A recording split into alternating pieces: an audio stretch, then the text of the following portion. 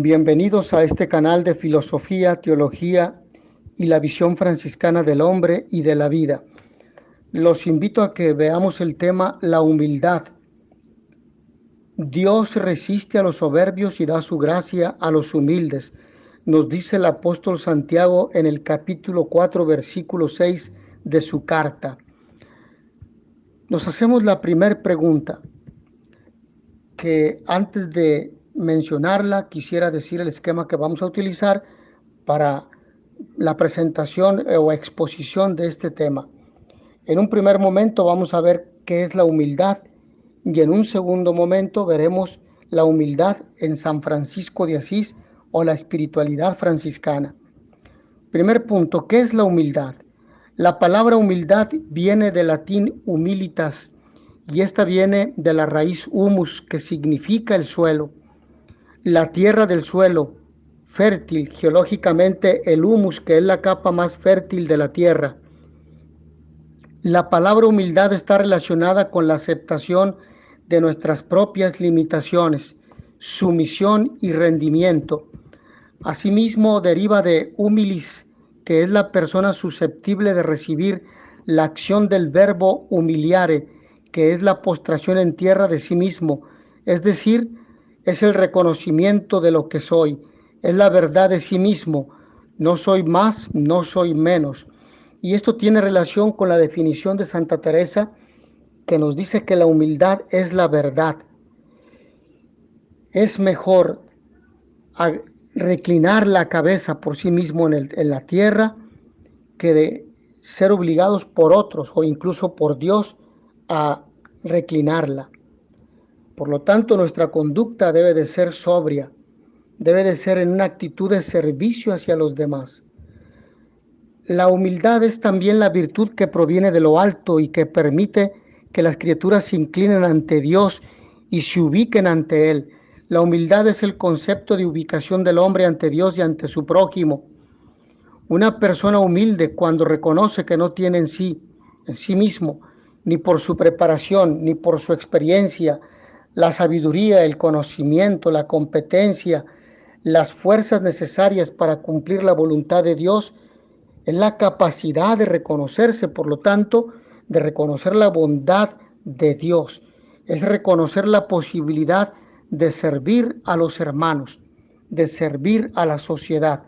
Por lo tanto, aquí es importante añadir que un profesionista no estudia para obtener solamente un grado académico o una forma de vida. Sí, eso es importante, pero lo fundamental es para servir a la sociedad, servir al prójimo. Humildad es aceptar las cualidades con las que nacemos o desarrollamos, desde el cuerpo hasta las posesiones más preciadas. Por tanto, debemos utilizar estos recursos de forma valiente y benevolente. Ser humilde es dejar hacer y dejar ser. Si aprendemos a eliminar la arrogancia, reconocemos las capacidades físicas, intelectuales y emocionales de los demás. Por tanto, el signo de la grandeza es la humildad.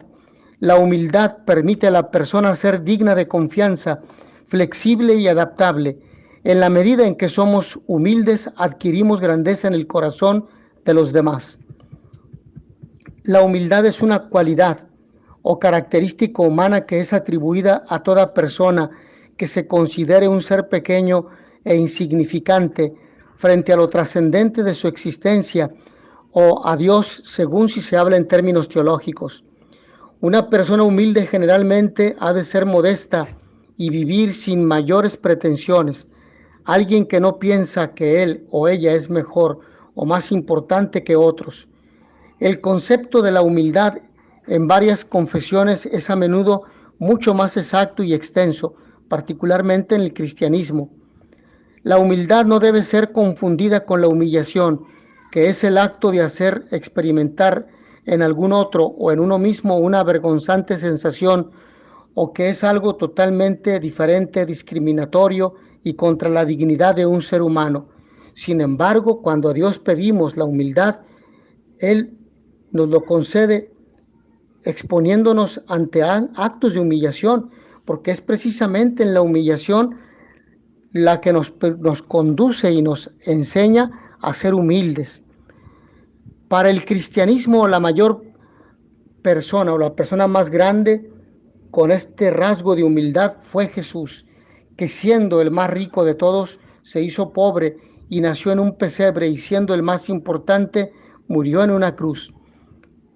Desde la perspectiva de la evolución espiritual, la humildad es una virtud de realismo, o sea, de lo que somos, esa actitud de ser hijos de Dios, de ser imagen y semejanza de Dios, pues consiste en ser conscientes de nuestras limitaciones e insuficiencias y en actuar de acuerdo con tal conciencia. Más exactamente, la humildad es la sabiduría de lo que somos, es decir, es la sabiduría de aceptar nuestro nivel real de desarrollo. La humildad en las personas es toda aquella cualidad que revela el completo concepto de lo que es el ser humano. Es la verdadera virtud que muestra en un más completo sentido lo que convierte a una persona en humano. Es el sentido humano, que no se nos debe olvidar que somos hijos de Dios, que no somos más que el otro, que tenemos la misma dignidad humana. Desde los inicios o albores de la creación, Dios nos insiste en nuestra ubicación o humildad. Por ejemplo, en el Génesis vemos que las consecuencias del pecado fueron la soberbia del hombre y la pérdida absoluta de la humildad. El hombre que quiso conocer por él mismo el bien y el mal, aquello que le estaba prohibido, el hombre lo quiso hacer, y evidentemente engañado por la serpiente, pero finalmente en su libre voluntad aceptó. Ya el hombre no dependería de Dios, sino de sí mismo.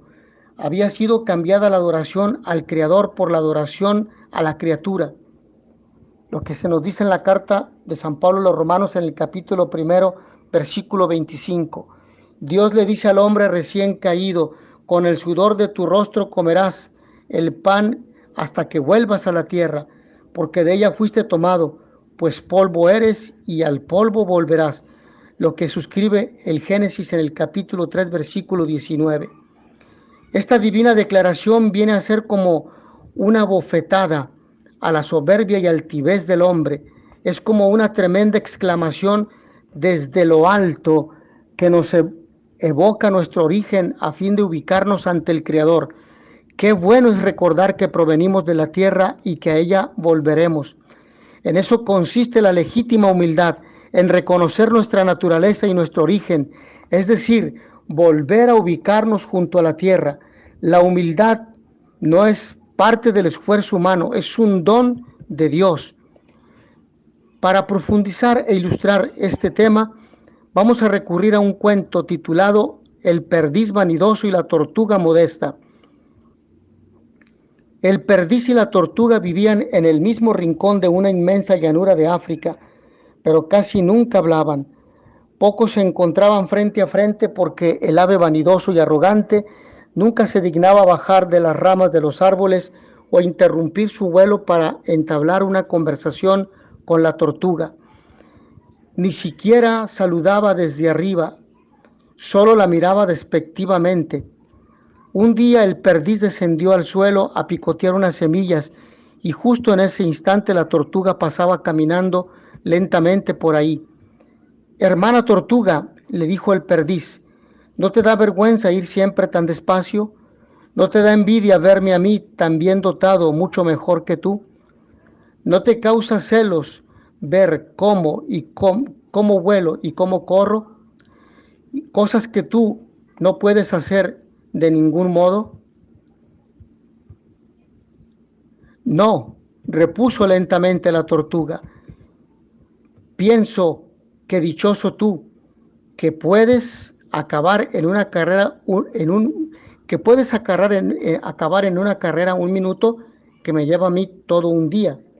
Pero no te envidio, mi lentitud también tiene sus ventajas. Tonterías, contestó despectivamente el perdiz. Eso lo dices por decir. ¿Qué ventajas puede tener ser lento y pesado? Eres esclava de tu caparazón, Estás condenada a andar siempre por lo bajo y ni siquiera puedes correr. Yo, en cambio, soy libre, todo me favorece. Poco tiempo después, los cazadores de una lejana aldea prendieron fuego a la vegetación de llanura para hacer salir a los animales y así poder cazarlos fácilmente. Las llamas crecieron muy altas, se expandieron con rapidez y se acercaban al rincón en donde vivían el perdiz y la tortuga. El perdiz no hacía más que vanagloriarse de que podía salvarse de las llamas volando a gran altura y se reía de la tortuga. Te vas a asar, el fuego correrá más rápido que tus cortas patas y te alcanzará, le gritaba la perdiz a la tortuga desde lo alto. Cuando las llamas llegaron a la tortuga para protegerse, se escondió en un hoyo que había dejado la pata de un hipopótamo en el suelo y se metió dentro de su caparazón, de manera que nada le ocurrió. En cambio, el perdiz quiso lucirse y hacer gala de sus dotes, y se preparó para emprender el vuelo, pero el humo era tan denso que tan pronto abrió las alas, se asfixió y cayó en medio del fuego. Cuando todo pasó, la tortuga salió de su escondite sana y salva y preguntó por el perdiz. Extrañada de no ver, haciendo alarde de cómo logró salvarse del fuego gracias a su rapidez y habilidad, al enterarse de lo que había sucedido, lamentó que esos dotes de los que se sentía tan orgulloso no hubieran ayudado al pobre perdiz a escapar del fuego. Esto evidentemente nos enseña a evitar la presunción, a evitar precisamente el exponer nuestras habilidades para hacer sentir mal a los demás o para proponernos como ejemplo. Sabemos que es la vida, las actitudes, las que resaltarán a la vista de los demás, pero nunca debemos presumir con nuestra propia voz, que sea la vida la que hable, que sean los actos mismos. Vamos al segundo momento, que es la humildad en el pensamiento de San Francisco de Asís. En una de sus oraciones, San Francisco habla del saludo a las virtudes y lo dice de la siguiente manera: salve reina sabiduría, el Señor te salve, con tu hermana la santa pura simplicidad. Señora santa pobreza, el Señor te salve, con tu hermana la santa humildad. Señora santa caridad, el Señor te salve, con tu hermana la santa obediencia. Santísimas virtudes, a todas las salve el Señor, de quien vienen y proceden. Ningún hombre hay absolutamente en el mundo entero que pueda poseer una de ustedes, si antes no muere. El que posee una no ofende a las otras, todas las posee, y el que ofende a una, ninguna posee y a todas ofende. Y cada una confunde los vicios y pecados. La santa sabiduría confunde a Satanás y todas sus malicias. La pura santa simplicidad confunde toda la sabiduría de este mundo y la sabiduría del cuerpo. La santa caridad confunde, por lo tanto, a las tentaciones diabólicas y carnales. La santa humildad confunde a la soberbia y a los hombres que hay en el mundo, y asimismo a todas las cosas en el mundo. Por lo tanto, la santa caridad confunde a todas las tentaciones diabólicas y carnales y a todos los temores carnales. Y la santa obediencia confunde a todas las voluntades corporales y carnales. Y tiene mortificado su cuerpo para obedecer al espíritu y para obedecer a su hermano. Y está sujeto y sometido a todos los hombres que hay en el mundo. Y no únicamente a solos los hombres, sino también a todas las bestias y fieras, para que puedan hacer de él lo que quisieren y cuanto les fuere dado desde arriba por el Señor. Ahora bien, la pobreza y humildad. La santa pobreza confunde a la codicia y a la avaricia y a los cuidados de este siglo. La santa pobreza es la pobreza buscada, querida, la que Cristo escogió por compañera, no la pobreza que hay que soportar, signo del pecado del mundo, que priva al inmenso conjunto de los pobres de lo necesario para vivir: la corrupción, el hambre, la destrucción, la injusticia social. La santa pobreza, signo de amor a Cristo y a los pobres, excluye pues y confunde a la codicia, a la ambición, al deseo de acumular. Es generosidad en seguimiento de la generosidad del Señor Jesús, el cual, siendo rico por nosotros, se hizo pobre a fin de que nos enriqueciéramos con su pobreza.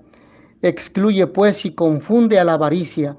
Francisco añade que ella confunde también a los cuidados de este siglo, porque es igualmente confianza total en el Padre del cielo, que sabe lo que necesitamos. Ella nos permite escapar de los cuidados y preocupaciones que quieren ahogar en nosotros la palabra e impedirnos tener la mente y el corazón vueltos hacia el Señor para así perdernos. Ella posibilita la oración con pureza de corazón y el servicio desinteresado a los hombres. La santa humildad confunde a la soberbia y a los hombres que hay en el mundo, y asimismo a todas las cosas en el mundo. El significado de esta frase no es evidente. Ya lo advirtieron los copistas medievales, por lo que modificaron el texto en algunos puntos. La dificultad radica en la ambigüedad que el término latino mundus, mundo, tiene en Francisco, al igual que en San Juan. Mundus designa la humanidad, el conjunto de los hombres, y a la vez el campo cerrado de las fuerzas hostiles a Dios, campo al que pertenecen quienes no hacen penitencia, los que no se han convertido. Se sale de él mediante la conversión. Dice Francisco a sus hermanos: pero ahora, después que hemos dejado el mundo, ninguna otra cosa tenemos que hacer, sino seguir la voluntad del Señor y agradarle a Él. Lo que nos dice en la primera regla o regla novulada, en el capítulo 22, parágrafo 9. La característica más clara de ese mundo es la soberbia, el orgullo en todas sus formas, las exigencias, la voluntad de dominio, la sed de poder, la búsqueda de prestigio, en una palabra, el deseo de ser y existir por sí mismo. Para Francisco de Asís, la humildad es la fuerza que vence al mundo con su soberbia y a cuantos están poseídos por el espíritu de ese mundo. El encuentro con el hombre animado por la humildad, derramada por el Espíritu del Señor, confunde pronto o tarde. Francisco está convencido de ello, al hombre impulsado por la orgullosa pretensión del mundo.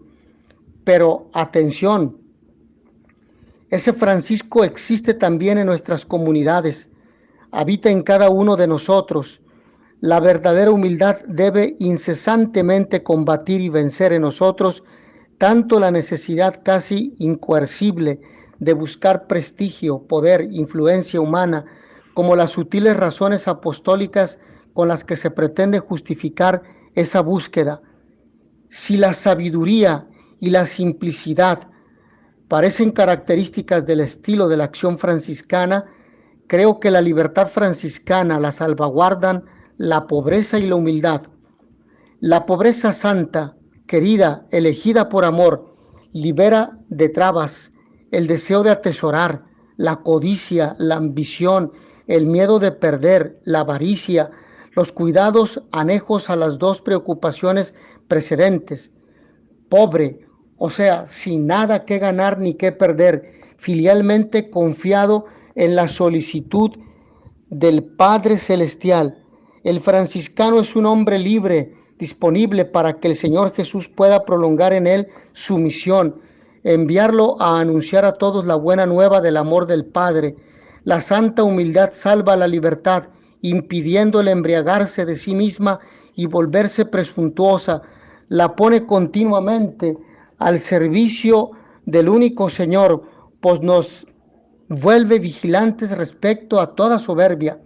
Hay peor soberbia que la de una pobreza infatuada de sí misma y a toda afirmación altiva de sí mismo. En las admoniciones de San Francisco de Asís encontramos la humildad de Jesús, el siervo de Dios humilde, el prelado humilde, la humildad en la corrección. Más sobre la humildad en la admonición 23. La virtud ahuyenta el vicio.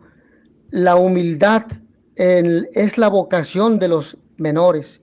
Humildad en el servicio al prójimo. La humildad en la segunda de Celano, número 140, 141. La humildad con todos, en la segunda de Celano 142. La renuncia a prelacías y puestos. El humilde, también en la segunda redacción de Tomás de Celano, en el número 123.